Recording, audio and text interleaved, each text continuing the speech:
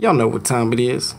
But before we get started here and give you your dose, I need you to do me a favor and hit the like, subscribe, share, and make sure you comment to me how you really feel. You know how we do it up in the lounge up in here. But anyway, it's time for your meds. What's up? What's up? I know. I did 2 episodes. I gave you 2 doses, and it's been like a week. And you'd be like, man, what happened? Well, what happened was I was on vacation at super spreader event after super spreader event, and I'm still here. So as long as I'm here, you're going to get your meds. Now chill. All right, so check this out. This is a bill that's been introduced into Congress, all right? You can go to the Library of Congress website and look this up. I would describe this as the woke bill, okay? And it's based to clean up structural racism in society. So check this out. So for centuries, structural racism is defined by the National Museum of African American History and Culture as an overarching system of racial bias across institutions in society in the United States and has negatively affected communities of color, especially Black, Latinx,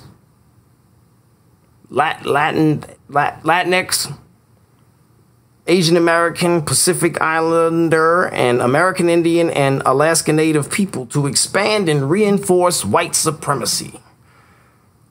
All right.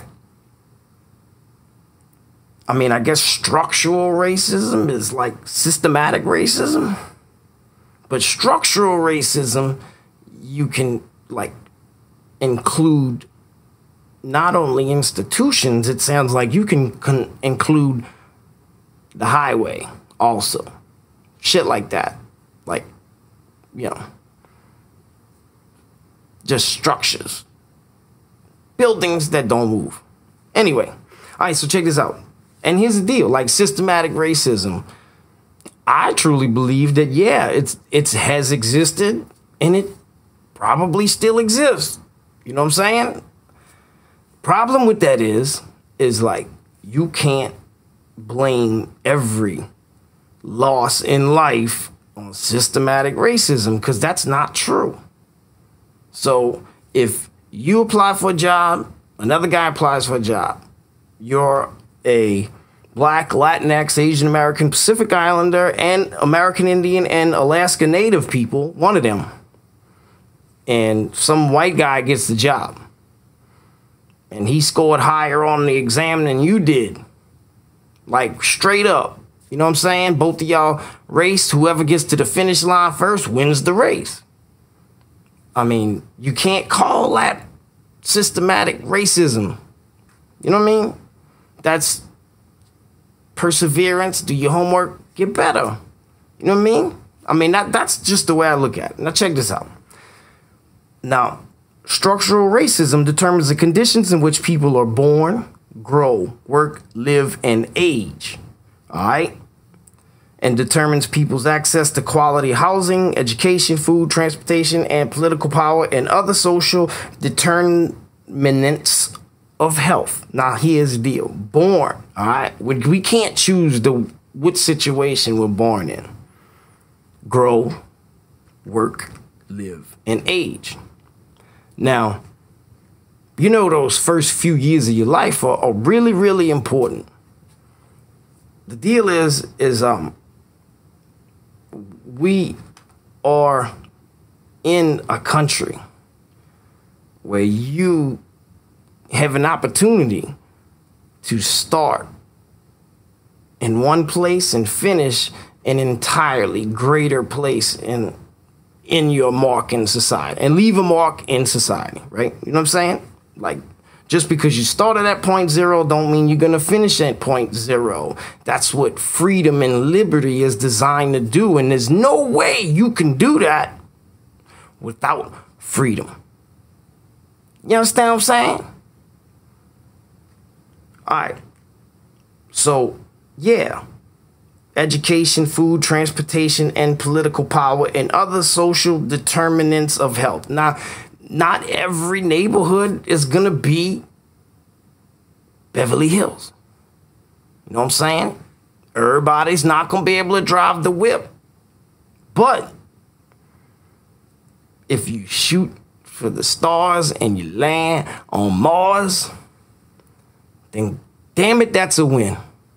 You understand what I'm saying? But anyway, let's go back to this. Structural racism serves as a major barrier to achieving health equity and eliminating racial and ethnic inequities. Here's the deal. Remember equality? Like, the word equality was preached and it was stressed, and I mean, and that's dope. You know what I'm saying? That's God's will. You treat others how you want to be treated. That's the golden rule. That's what I was always taught. And that's why I may be somewhat different. All right? But I know how I feel inside. And the thing is you are trying to say that because a person's skin color is a certain way, that they're either born winners or born losers. And that's bullshit. Content of character, not the color of the skin. It's how a human being was meant to be judged. Back to this. Equity. Equity, you will hear a lot inside this bill. Equity means it's not equality. It means that everyone's outcome, the finish line, everyone should meet the finish line the same way. Like if you started, level 1 of Mario, and you got them 100 coins and got an extra man, and I finished with 97 of them, you got to give me 4. Whatever, we that bit by 100 coin extra, you got to split that with me. You got there first and you got the coins. Because you willed yourself to get them fucking coins. All right, anyway. Due to structural racism in the United States, people of color are more likely to suffer from chronic health conditions such as heart disease, diabetes, asthma, hepatitis, and hypertension, and infectious diseases such as HIV, AIDS, and COVID-19 compared to their white counterparts. All right. Check this out.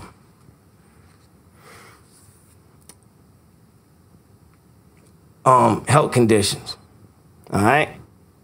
Let's start off because they're not talking about mental health as much as they're talking about physical health right here. Why?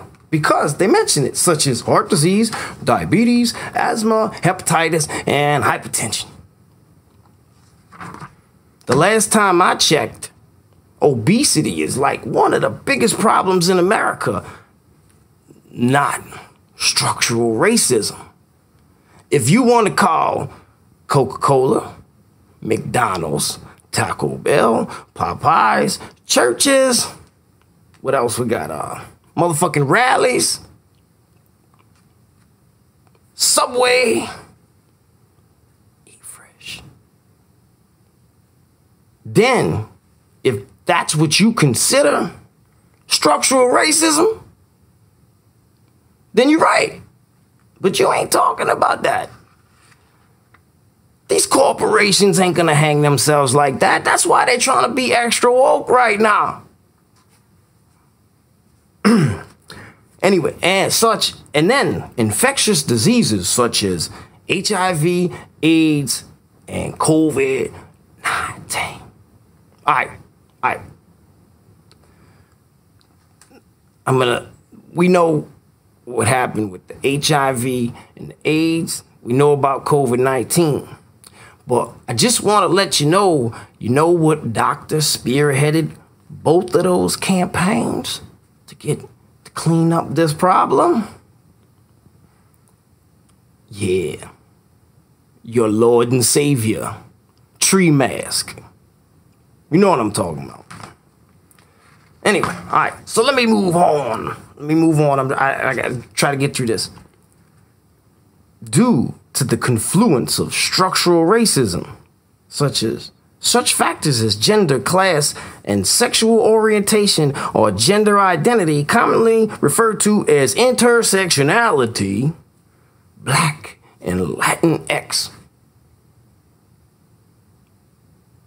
Latin. Can somebody tell me what Latinx is whenever they get time?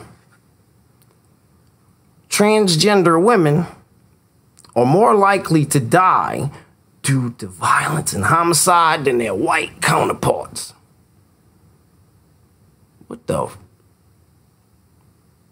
I thought we kind of talked about like the structural racism of black people, African American people, and then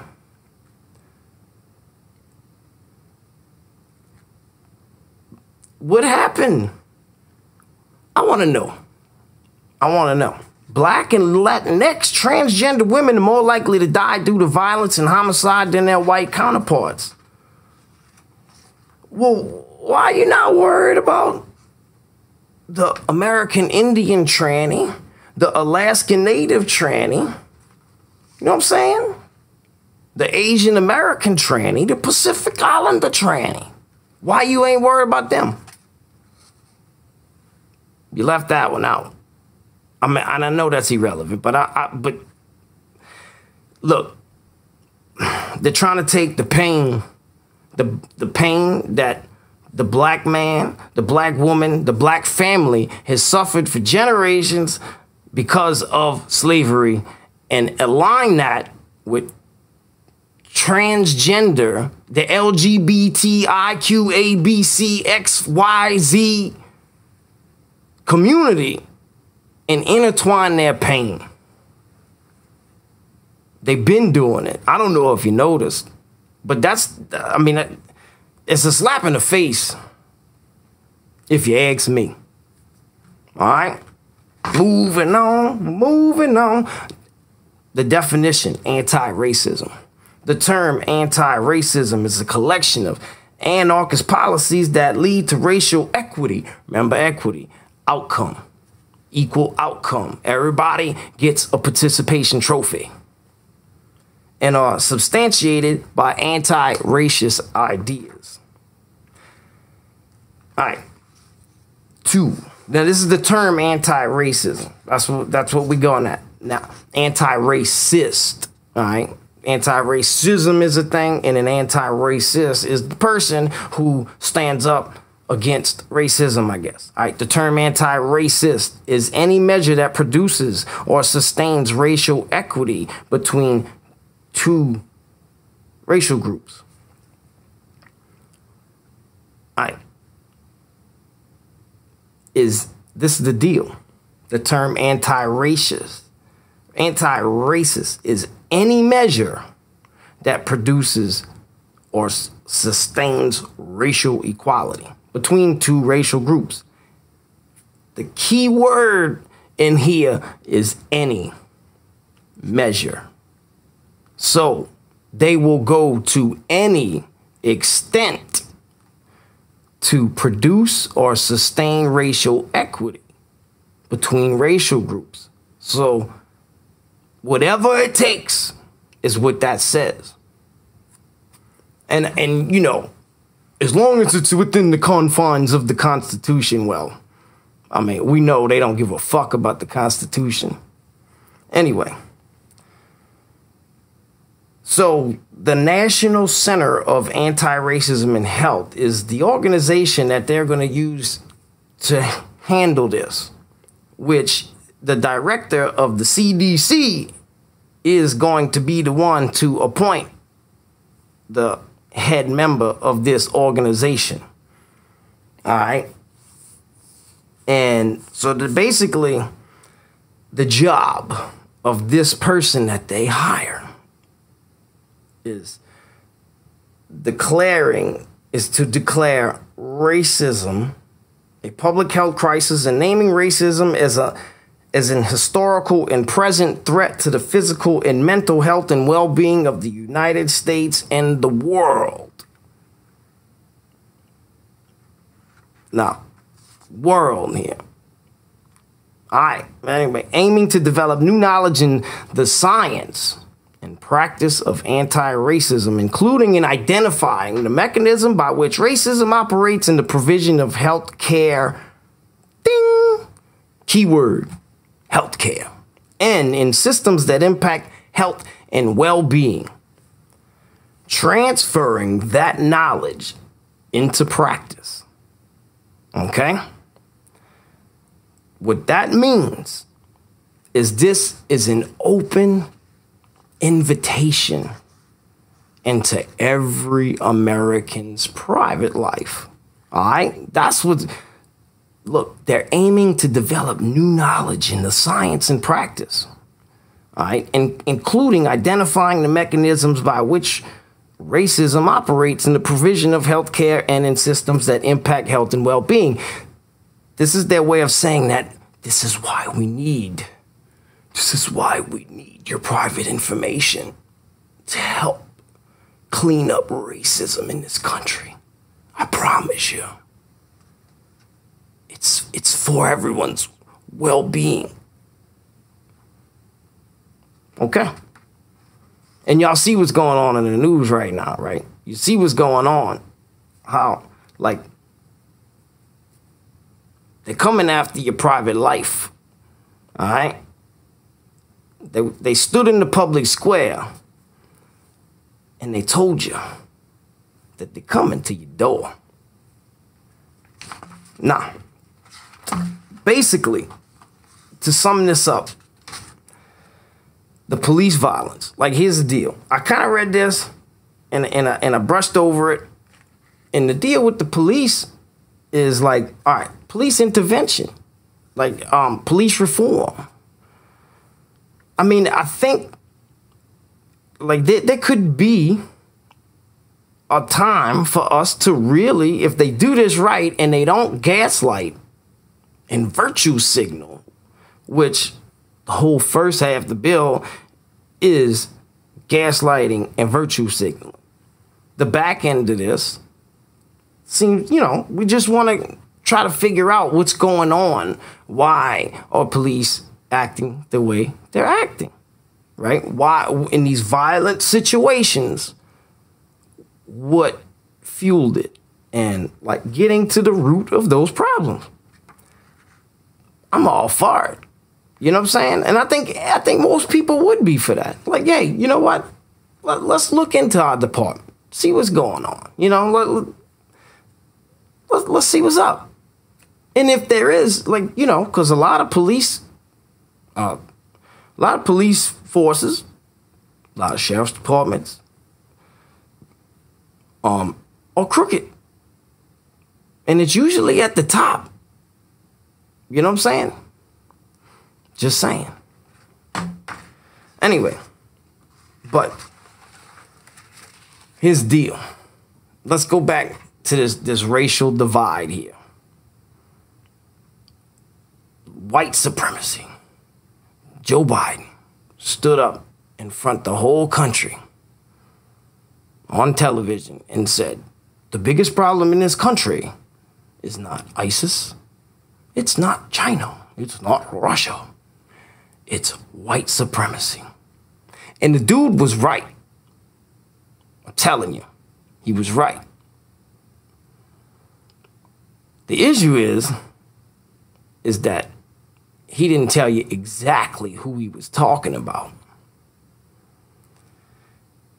The biggest threat in America right now is white supremacy. And the reason why is because the last true yellow Dixiecrat is your president of the United States. And proof,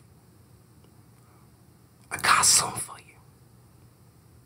But before I show you that, I want to show you this. The bill, the name of this bill is HR 666. You can't make the shit up. You don't believe me? Go look it up yourself. Matter of fact, I'll drop the link in the comments down below. You don't have to read it if you don't want to read it. You don't have to believe me if you don't want to believe me. I don't care. Here's the deal. They know when they write a bill like this, whether you believe in God or not, I'm going to tell you something that somebody does. And if they don't, they know there's people out there who do. And they did this to take you into the streets and create a civil war. They're trying to open up the gates of hell right here in your country. And you know what comes with that? Communism. And it's like, yeah, you hear, I don't give a fuck about politics. I don't give a fuck if this ain't no Republican talking point. I don't give a fuck about that shit. Don't play with me like that, because we ain't playing right here. Don't try to put me in no partisan bullshit, because this is not what this is. This is serious. All right? America was based on freedom of God's will. Okay? They know that. The people who wrote these bills with this bullshit know that. So, equity. If you want to know what equity is, they talked about equity right before they turned many communist regimes into what it was and what it is today. And if that's what you want, if you want a piece of what they consider equity, there's buku communist countries. You bust out the menu, pick the one you want, give it a shot. You gotta try it before you buy it. You know what I'm saying? So get yourself out there, because look, our tax dollars, you use it for everything else. Won't you take a little bit of our tax dollars, jump on a plane of your choice, 6 months stay. See what you think. Let us know if we ever see you again. And with that being said, equity, the outcome is the same. But God knows that, yep, our outcomes will all be the same. Because the only thing that every human being on this earth is promised is death itself. Now check out that video.